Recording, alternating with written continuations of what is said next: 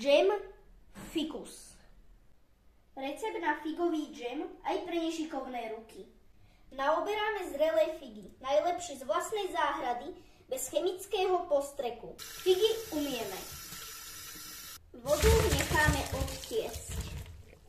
Figy nakrájame na koliečka a kocky. Nakrájané figy dáme do misy.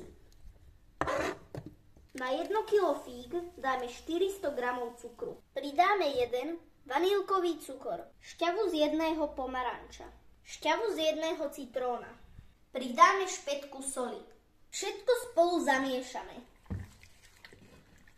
Zmes necháme na 12 hodín odležať v chlade. Figy sa nám pekne odležali. Pripravíme si poháre na zaváranie. Figovú zmes budeme variť na panvici. Túto prácu prenecháme dospelým. Naplníme do zaváracích pohárikov. Nakoniec sterilizujeme 10 minút pri teplote 90 stupňov Celzia.